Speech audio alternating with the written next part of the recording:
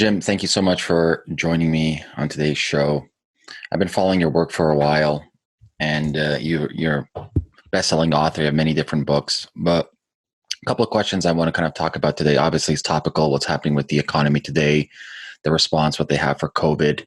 My question for you is in Road to Ruin, you outline Ice Nine, and I know you've spoken to death about Ice Nine probably a million times, but the reality is a lot of people aren't aware of it and what it is. So if you can just spare a minute and kind of educate my audience on what is Ice Nine.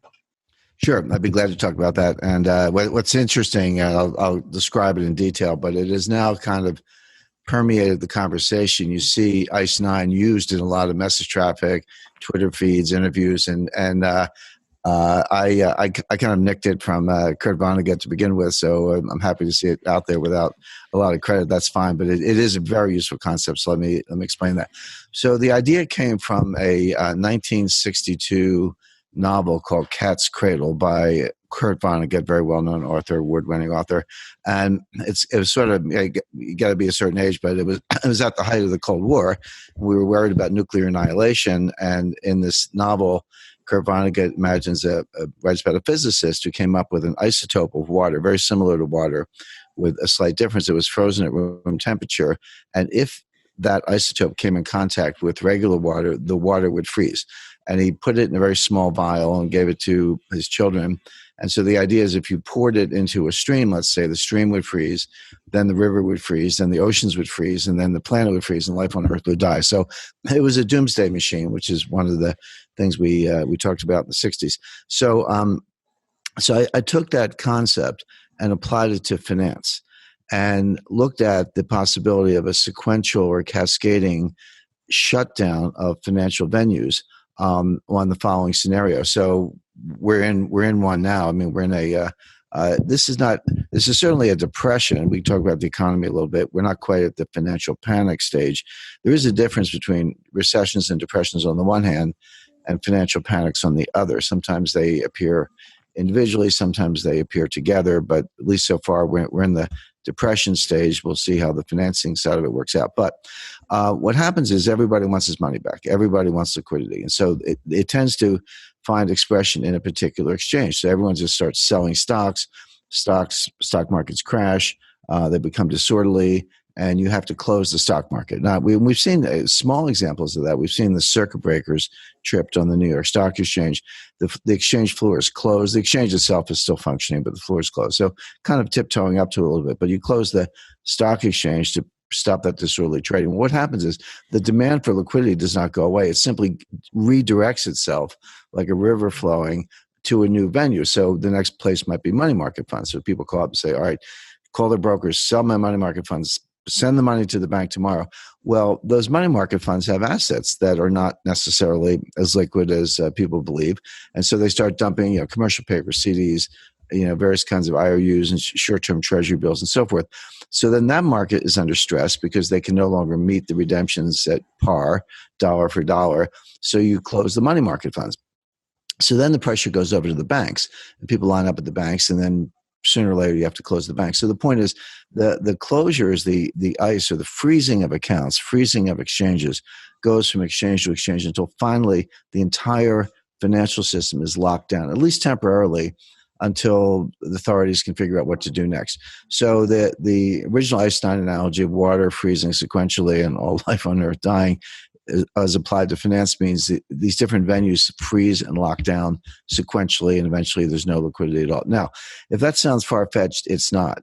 In the beginning of World War I, from August to December 1914, the New York Stock Exchange was closed for 5 months, just closed, as was the London Stock Exchange and stock exchanges all over the world. In 1933, our President Franklin Roosevelt issued an order closing the banks, and just all the banks are closed by executive order. And he didn't say when they would reopen. In fact, they were reopened about 8 days later, but he didn't say that at the time, just the banks were closed. 2013, the banks in Cyprus were closed. 2015, the banks in Greece were closed. People in Athens flew to Frankfurt with empty suitcases and loaded up on euros, paper euros, and flew back to Athens because the credit cards didn't work, the ATMs didn't work, the banks were closed, etc. The banks in Lebanon today are closed. So these things have happened historically. They do happen. Not on quite the scale that I was describing, but we came extremely close in 1998. The Russia long-term capital management fiasco, rescue, whatever you want to call it. And by the way, I had a front row seat on that. I negotiated that bailout on behalf of long-term capital management, but we were hours away from the sequential closure of every stock exchange in the world. It would have begun in Tokyo, spread to Europe, and then ended up in New York. The money got in, the $4 billion changed hands, and a press release was issued, and it didn't happen, but it came uncomfortably close. Also in 2008, we saw this. So in March 2008, Bear Stearns failed.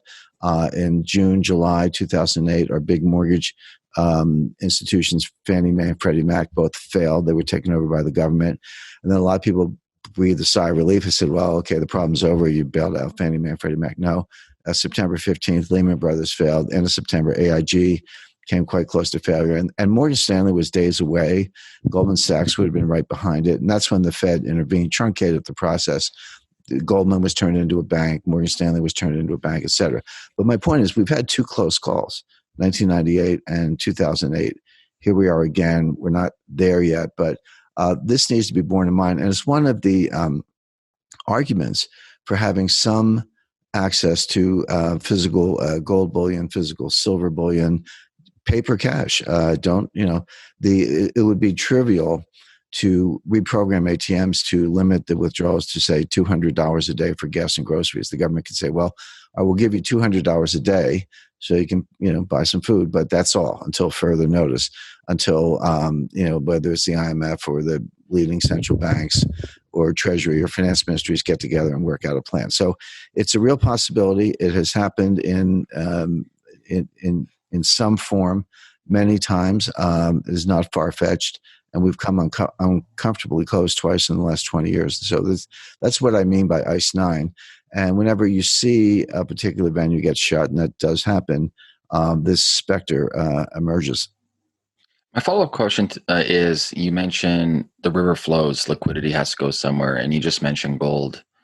What's your thoughts currently on our economic status with gold? Because we saw for a brief period of time the liquidity crunch, so all assets were being liquefied for cash. But your long-term, let's say your long-term insights on gold currently. Well, I've always recommended gold at about 10% of your liquid assets or investable assets, I call them. And when I say that, don't include your home equity, don't include your business. You don't want to gamble with your house and your business. That's your livelihood and the roof over your head. But putting those two to one side, your other assets, those are your investable assets. You can put them in the bank or buy stocks or do whatever you like with them. I recommend 10% of that in gold. Now, the interesting thing about gold, I recommended it at $1,100 an ounce, US, $1,200 an ounce, $1,300 an ounce, $1,400 an ounce, $1,500 an ounce. And people would basically yawn and say, whatever. And occasionally people, I do a lot of public speaking, and people come up to you after the presentation and they say, Jim, I listened to you carefully. I agree with everything you said. I see this disaster coming. Please call me like 3:00 the day before, and I'll sell my stocks and go buy some gold. And I have a two-part answer to that. One is, I'm not going to know the day. I can tell you what's going to happen. I did tell you what's going to happen in my books and speeches. I can tell you how bad it's going to be, but I won't know the exact day. And if I did, I might be a little busy that day myself. But my real answer is, what are you waiting for? If you agree that this kind of collapse is coming, why wouldn't you buy your gold now? First of all, at a more attractive price. Secondly, when you can get it. And the other warning I gave was that when you really, really want your gold, when you want it the most, you won't be able to get it. And that's the point. And that's the stage we are today, which is, I don't know if our listeners or viewers have gold or not. That's up to them. By the way, I'm continually accused of being a gold dealer. I'm not. I don't sell gold. If you buy it, don't buy it. That's up to you. I just want to clarify. You're recommending buying the physical gold. Correct. Yes. And we can get into the reasons for that, because that is the only form of gold. So I kind of recommend that, but I've always said to people, what are you waiting for? When you want it, you won't be able to get. That's where we are now. So once it hits $1,600 an ounce, plus everything else that's going on, which I'm sure the listeners are quite familiar with. Today it's over 1,700. It's volatile. We'll see where it goes. But now everybody wants it. You can't get it. A lot of the Swiss refineries were closed. One of the biggest ones just reopened, but they're only working at about 30% of capacity. The Brinks Distribution Center warehouse, basically one of the largest gold vaults in the world at JFK Airport in New York, is working at half capacity because they want to, obviously because of the risk of infection. There's another Brinks Distribution Center in Salt Lake City, and they got hit with an earthquake about 10 days ago, so they're still assessing the earthquake damage. The Royal Canadian Mint was closed. I think it's reopened now. The U.S. Mint is open and producing gold coins, but they're back ordered by a year. So if you call them now, they won't. If you're a dealer, they won't take your order. And most of the dealers are running out of inventory. So good luck finding it if you can. I mean, if you're the Central Bank of Russia, you can probably lay your hands on some. But now that everyone wants it, you can't get it, which is completely predictable. It's what we call conditional correlation. But keep trying. And my view is that gold will go much higher. And when I would say, range of $10,000 to $15,000 an ounce over the next 2 to 3 years, and perhaps as high as $5,000 an ounce by next year. And when I say things like that, people kind of roll their eyes, like, I pulled the number out of the air, or I'm trying to be hyperbolic. I'm not. There's good analytical and empirical methodology behind that. Let me just give you a real quick example. We've only had 2 great bull markets in gold. And the reason for that is that prior to 1971, we were always on a gold standard. So you didn't have a bull market or a bear market. You just had a fixed price. Now, whether the governments could maintain it is a separate issue. But there was always a fixed price for gold with periodic, very abrupt devaluations. But in terms of a free market for gold, that really dates to 1971. We've had 2 bull markets. One was from 1971 to 1980. Gold went from $35 an ounce to $800 an ounce, and that's about a 2,600% increase in 9 years. The second great bull market was 1999 to 2011. Gold went from $250 an ounce to $1,900 per ounce. That's about a 670% gain over 12 years. So those are our 2 data points. So just taking the average of those 2, I don't have to be hyperbolic, don't have to go outside the boundaries. Just take the average of those 2 bull markets. That comes to around 10 years and an average gain of around 1,300 or 1,400%. Well, if you apply those numbers to the end of the last bear market, which was December, I can tell you the date, December 16, 2015, because we had a bear market from 2011 to 2015. We hit the bottom on December 16, 2015 at $1,050 per ounce. So apply my 13 times gain and my 10-year horizon, come forward, you get to $13,000, $14,000 an ounce by 2025, although no reason to think it couldn't be higher than that even sooner. So that's not an extreme forecast. And when you're doing absolute dollars, not a logarithmic chart, but just absolute dollars, each $100 per ounce gain represents a smaller percentage of wherever you started. So you can see those very large gains gapping up towards the end of a bull market like this. So even at $1,600 or $1,700 an ounce, which is where it is lately, there's still plenty of time and plenty of room to participate. But again, my answer to people is don't wait. As far as what I call paper gold, people buy gold futures on the COMEX. They'll buy unallocated gold forwards from banks who are members of the London Bullion Market Association. They buy gold ETFs. They buy shares in gold funds, etc.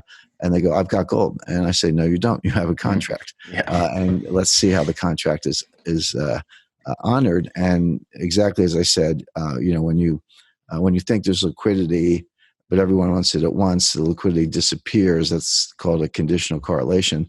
By the same token, when gold is most in demand, we're not quite to the super peak frenzy stage yet. I think we'll get there, but we're not. But as we approach that, you'll find that these contracts will not be honored. And for example, again, just to be very specific, the gold futures contract on the COMEX, Commodities Exchange, part of the CME Group, trades trades electronically. So they have designated gold warehouses. There's a certain amount of physical gold in the warehouses, but that amount of physical gold is trivial compared to the value of the gold contracts outstanding. So what would happen if all the people who were long futures stood for delivery? And that there's a procedure for that, which is, you just put in notice, say, what, I don't want to roll over my contract.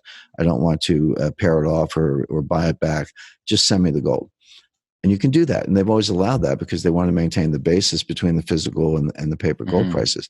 But if the open interest is 100 times the physical gold and everyone wants this gold, are you going to get your gold? The answer, of course, is no. And so they have a rule. I'm actually enough of a geek. I've read all these rule books of all the exchanges. I'm a lawyer, by the way. So there's a big part of my career was kind of regulatory practice. But every major exchange has a rule that says they can change the rules. And so when they do that, everyone whines, oh, you changed the rules. Like, well, no, we didn't. We have a rule that says we can change the rules. Get ready. So what they do in these situations, it's not quite, it is and isn't the train wreck people imagine. It isn't in the following sense. That when the demand for delivery overwhelms the amount of physical gold, they issue an order that says you can trade for liquidation only. What that means is that if you're long, you can sell and close out your contract and collect your winnings, or you can roll it over to a future month. But you can't get the gold. You can't get the physical gold. And that will, kind of save the exchange. But you're sitting there saying, well, no, I want my gold. This is why I did this. Sorry. They'll send you a check for your profits. I'm not saying they're going to steal your money, but they are going to deprive you of the opportunity to get your hands on the gold. And the exchanges all say, we are not a source of supply. We only allow a limited amount of physical delivery to maintain the basis, but we're not a source of supply. So you'll be disappointed there. Now, LBMA, unallocated gold positions or gold forwards, the word unallocated should give you a clue. What that means is you have one 400-ounce bar. They could have tons of it, whatever, but just I'll use an example of one 400-ounce bar. They can sell that bar to 100 separate investors, and they do. So there are 100 people out there who think they own a 400-ounce bar, and they have a contract that says that. But there's only one bar in the vault. It's the same thing I described with the futures exchange. Now, those customers can send notice to the bank and say, please convert my account from unallocated to allocated. What that means is that, okay, now there's a bar with a serial number, and there's a register, a ledger, and your name's on it. You own that bar. Well, how are they going to do that if 100 customers say, please convert to allocated, and they only have one bar? Well, they're going to have to go out and buy 99 bars. This is fractional reserve for gold. Well, no, it is, except there's even more leverage in the banking system, if you can believe that. So they're going to have to go buy, 99 bars to do that. Well, I just described to you at the beginning of the interview how you can't get any gold right now. Yeah. Refineries are shut, so they can't do that. So what will they do? The geek in me has read these contracts. There are force majeure clauses. There are termination clauses. They'll send you a note saying, sorry, your contract has been terminated as of the close of business yesterday. Here's a check for your profits. Nice knowing you. And you'll say, well, no, wait, where's my gold? It's like, sorry, read the contract. And so same thing with ETFs. I don't have to get into all the technicalities of all these, but my point simply, an ETF is not gold. It's a share. It's a share in a trust traded on the New York Stock Exchange. What if they close the exchange? What if, et cetera? So my point being, people who think they have gold in paper form, be it futures, forwards, unallocated forwards, ETFs, et cetera, don't have gold. They have contracts. Contracts have escape clauses, termination clauses, force majeure clauses, it's various covenants. They can all be terminated. They will be terminated when the time comes, and those people will not get their gold. Jim, I want to thank you so much for coming on the show, sharing your insights. Final question. If people want to learn more about you, read your books, what's the best resource? Thank you very much. I've got a couple books that are selling very well right now, and I think are most on point. My book, The Road to Ruin, actually has a whole chapter on ICE 9, which we talked about. I have a shorter book called The New Case for Gold. and a lot of things people think they know about gold are actually not true. And I go through them one by one. So hopefully that's informative. And my last book, Aftermath, which came out last year, more or less predicts to a T what's happening right now, but it's still valuable in terms of wealth preservation strategies. Thank you, Jim. Have a great day. Thanks. Cheers.